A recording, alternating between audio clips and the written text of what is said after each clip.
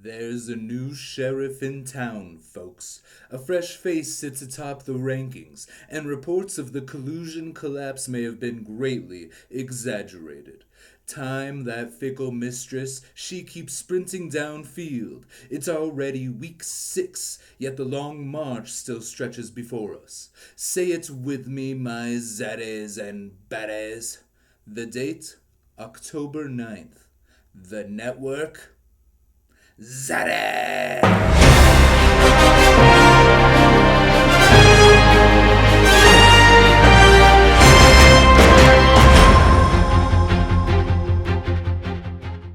Our top story tonight. After a 4-week reign atop the standings, the Bond Leavers have been dethroned, tumbling from the number 1 seed all the way down to number 3 after suffering a second loss.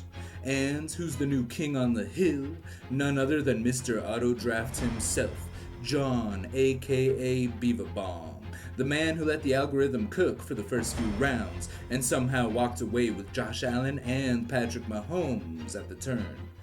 Good thing this is a super flex league because Allen and Mahomes are sitting pretty at number 1 and number 2 in QB rankings on the year. Proof once again that in the fantasy of football, sometimes it's better to be lucky than to be good. Speaking of teams with some newfound luck, the Collusion Bros are clawing their way back, now sitting at a combined record of 4-6. If both snag wins this week, they'll stand tall at 3-3 each, the season stretched out before them like an open field. They control their narrative. I'm merely the storyteller. But let's be honest, they're still on the outside of the Yoffs looking in, pressing their noses to the glass like a cat begging to come inside after you literally just let it out.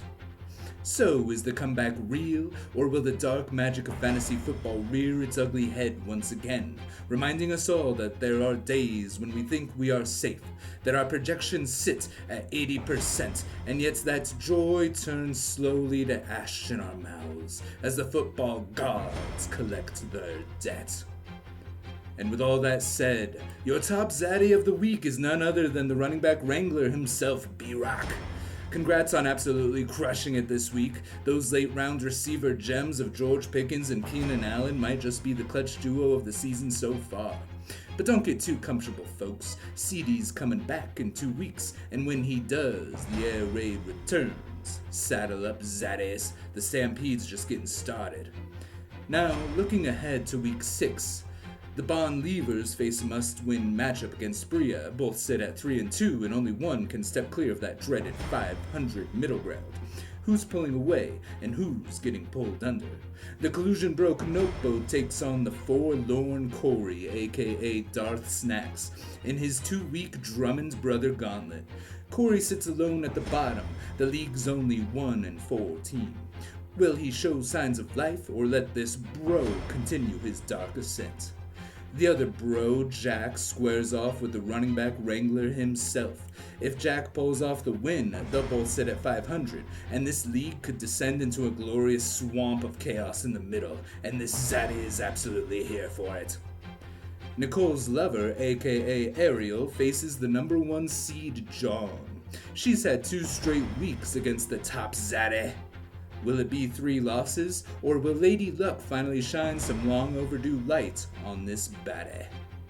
Meanwhile, Brandon, aka BTD, takes on the fledgling Team West, both desperate for a spark.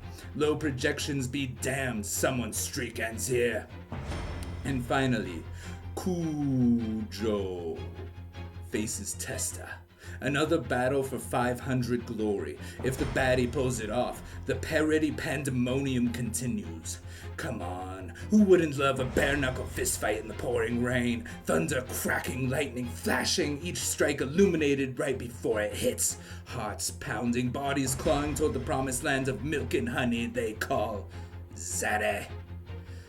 Dart and Scatterboo take on the Eagles tonight, my fellow zaddies and baddies. Until next week, I've been Thor, aka the Bond Leavers, and I just want to say, I believe in you. Now get off your butts and go be entertaining.